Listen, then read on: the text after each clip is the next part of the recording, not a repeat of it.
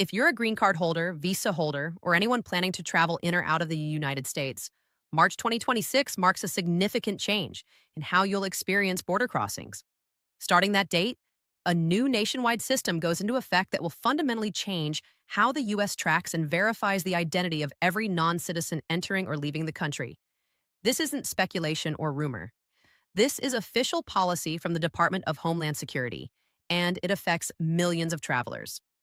Whether you're a student on an F1 visa, a worker on an H1B, a lawful permanent resident, or visiting family on a tourist visa, you need to understand what's changing and how to prepare. Stay with me because I'm going to break down everything you need to know about this new biometric entry exit system in clear, practical terms. Welcome back to your trusted source for accurate, verified information about U.S. immigration policy and travel requirements. Today, we're covering one of the most significant changes to border processing in recent years: the nationwide expansion of biometric collection for all non citizens. This change has been years in development, and it represents the final implementation of a mandate that Congress first ordered after the September 11th attacks more than 2 decades ago. Before we dive into the details, if this is your first time here, make sure to subscribe and hit that notification bell so you never miss critical updates that could affect your immigration status or travel plans. And if you find this information valuable, please give this video a like and share it with anyone who might need to know about these changes. Let's get into it. What is actually changing? On October 27th, 2025, the Department of Homeland Security published what's called a final rule in the Federal Register. This rule, titled Collection of Biometric Data from Aliens Upon Entry to and Departure from the United States, takes full effect in March 2026. Here's what it actually does. Starting March 2026, U.S. Customs and Border Protection will be authorized to collect facial photographs from all non-U.S. citizens at every port of entry and exit. This includes international airports, land border crossings with Canada and Mexico, seaports where cruise ships dock, and even private aircraft arrivals. The rule removes previous limitations that restricted biometric collection to pilot programs at specific locations. It also removes age exemptions that previously excluded children under 14 and adults over 79 from facial recognition screening. Now, it's important to understand this isn't completely new. If you've traveled internationally through a major U.S. airport recently, you may have already experienced this technology. CBP has been testing and gradually implementing facial recognition systems for several years through various pilot programs. What's changing in March 2026 is that this becomes official policy everywhere with no exceptions. The pilot program limitations are removed, and most importantly, the system now applies systematically to departures as well as arrivals. That exit tracking piece is a major shift that many travelers are completely unaware of, and it could have serious consequences if you're not paying attention to how long you're spending outside the United States. The technology works through something CBP calls the Traveler Verification Service. When you approach an inspection point or departure gate, a camera captures your photograph. That image is then automatically matched against photos already on file in government databases, your passport photo, visa photo, or previous entry records. The system compares these images and verifies your identity within seconds, often faster than a traditional document check by an officer. Who this affects? Let's be very clear about who is subject to these requirements. This rule applies to all non-U.S. citizens. That includes green card holders, also known as lawful permanent residents, all visa holders, including students on F1 visas, workers on H1B or L1 visas, exchange visitors on J1 visas, and visitors on tourist visas, individuals entering on visa waiver programs, refugees and asylees, individuals with temporary protected status, and diplomats, although they previously had exemptions. U.S. citizens are not subject to mandatory biometric collection under this rule. If you're an American citizen and you don't want your photo taken, you can opt out by simply notifying a CBP officer or airline representative, and you'll undergo standard manual passport inspection instead. However, this opt-out right does not extend to non-citizens. For everyone else, biometric collection is mandatory. One important clarification: this rule was initially proposed during the first Trump administration in November 2020. The comment period was reopened by the Biden administration in February 2021, and the final rule was published in October 2025. This has been a bipartisan priority spanning multiple administrations, driven primarily by congressional mandates for border security following the 9/11 Commission recommendations. This is not a partisan issue. It's a national security measure that has moved forward regardless of which party was in power. The real purpose and impact? Let's talk about why the government is implementing this system and what the actual impact will be for travelers. According to DHS, the primary goals are national security, identity verification, and immigration enforcement. The system is designed to prevent several specific problems: detecting individuals using fraudulent travel documents, identifying people who overstay their visas, preventing previously removed individuals from illegally re-entering the country, and creating a complete verified record of entries and exits for all non-citizens. For decades, the U.S. had significant gaps in its exit tracking. When someone drove across the land border into Canada or Mexico, there often wasn't a formal exit record created. Older passport stamps could be inconsistent, and variations in how names were spelled across different documents sometimes prevented records from being properly connected. The new biometric system eliminates these gaps by creating an automatic verified record every time someone crosses a border. For the average traveler who is here legally and following the rules, the day-to-day experience at the border shouldn't change dramatically.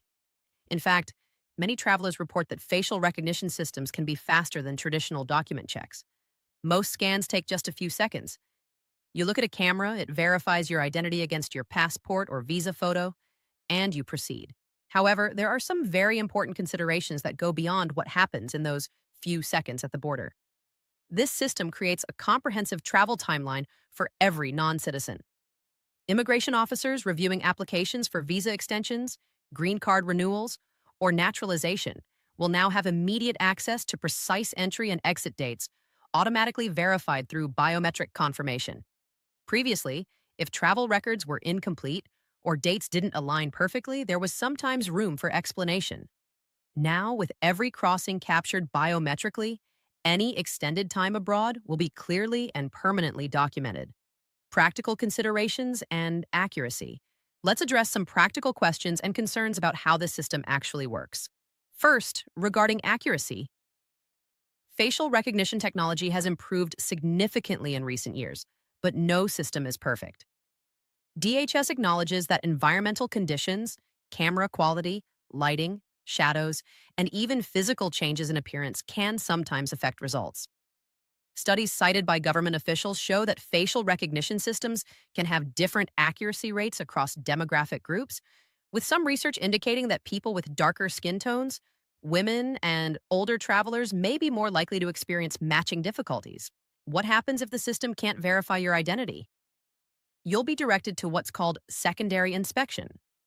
This is a more detailed verification process where a CBP officer will examine your documents manually and may ask additional questions. In most cases, this resolves quickly once your documents are examined in person. However, it can add time to your border crossing, which is something to keep in mind if you're on a tight connection.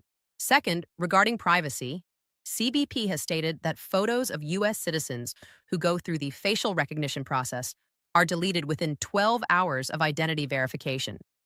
However, photos of non-citizens are retained in what's called the DHS Biometric Identity Management System for up to 75 years. This is consistent with existing policies for border crossing records.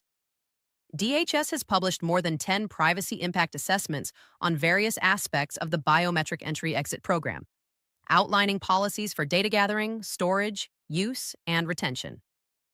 Third, regarding what biometrics are collected. The primary focus is facial recognition photographs. The rule also allows for the collection of other biometric identifiers such as fingerprints or iris scans for non-exempt individuals, but facial recognition is the main technology being deployed. Fingerprint collection has been standard for visa applicants and some border crossings for years, so this isn't entirely new territory. What this means for different groups. For green card holders and lawful permanent residents, you're already familiar with having your documents checked at the border.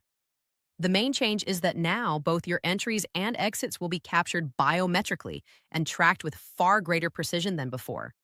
If you travel frequently or spend extended time outside the United States, be aware that this creates a complete automated record that will be visible to immigration officers if you apply for citizenship, renew your green card, or face any other immigration proceeding. The general rule that you should avoid absences of more than 6 months at a time remains critically important. If you need to travel abroad for an extended period for family reasons, work, medical care, or other legitimate purposes, consider whether you need to file for a re-entry permit using Form I-131 before you leave. A re-entry permit doesn't guarantee anything, but it can help demonstrate your intent to maintain permanent residence in the United States. For visa holders, including students, workers, and visitors, the biometric system will create a verified timeline of your presence in the United States. This is particularly important for visa holders who have specific time limits on their authorized stay. If you overstay your visa, even by a single day, that overstay will now be documented automatically through the biometric exit system. There is no more gray area, no ambiguity, and no room to claim you weren't aware. The record will be clear, time-stamped, and tied directly to your biometric profile.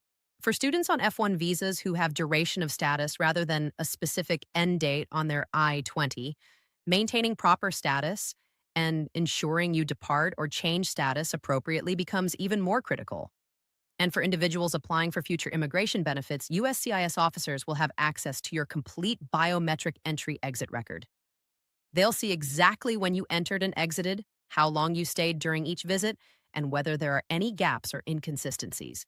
This makes accurate record keeping on your part more important than ever before. How to prepare. So, what should you actually do to prepare for this change?